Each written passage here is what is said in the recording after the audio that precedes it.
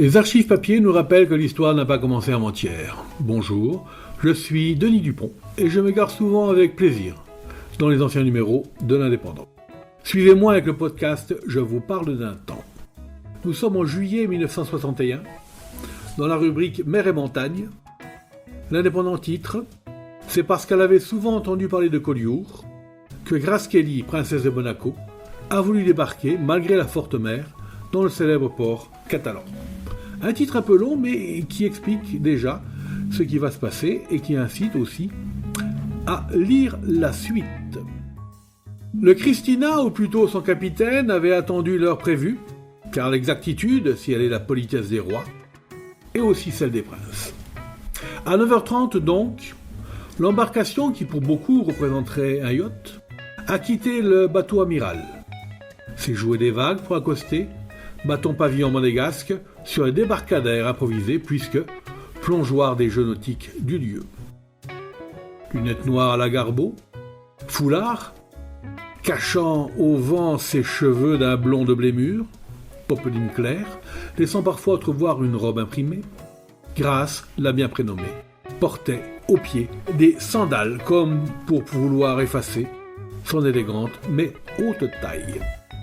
Parlant américain avec Régnier, elle passa immédiatement à la langue de Voltaire pour répondre au souhait de bienvenue du commissaire Milani, représentant le préfet.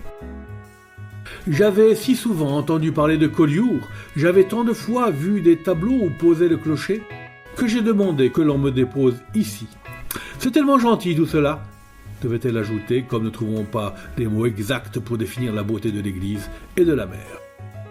Elle a fendu la foule au bras de Régnier, et tout à coup, le cortège a freiné sec. Grace venait de s'arrêter pour enlever un méchant galet qui avait eu l'idée de se glisser dans sa sandale. Mais, prête à se déchausser, voyant notre photographe arriver au triple galop, la princesse, rougissant un peu, a continué de marcher en boitillant. Ah, le protocole. C'est donc plus lentement qu'elle a gagné la Chrysler impériale, dont les sièges vert clair sont ornés chacun d'une couronne. Et c'est sans escorte que la voiture, le plus silencieusement du monde, a quitté Collioure pour seul pavillon, le sourire de la princesse, ex-reine d'Hollywood.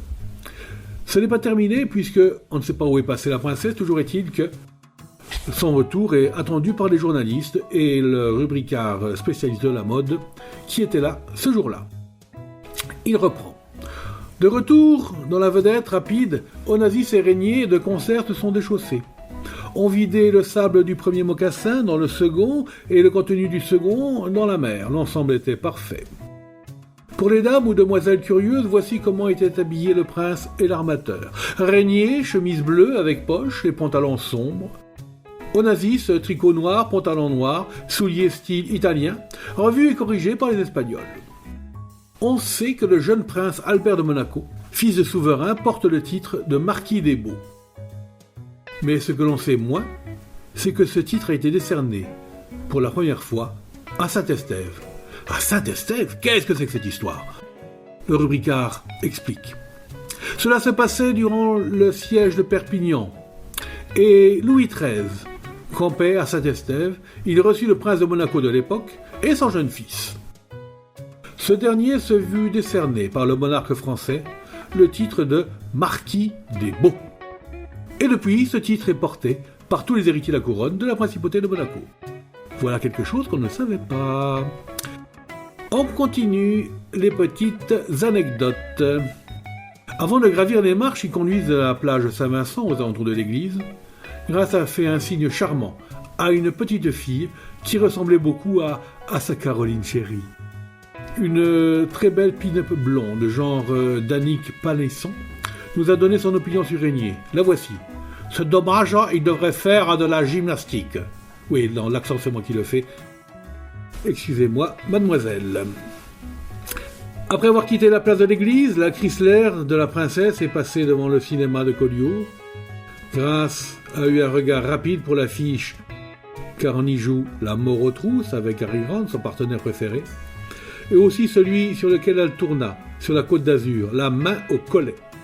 Un film du maître du suspense, film à l'issue duquel Grace fut invitée au Palais de Monaco. La suite, vous la connaissez.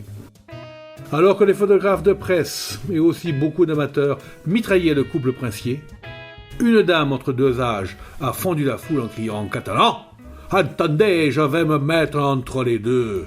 Oui, là aussi je rajoute l'accent. C'était Je vous parle d'un temps, un podcast produit par l'Indépendant et proposé par Denis Dupont, à retrouver ici même chaque semaine.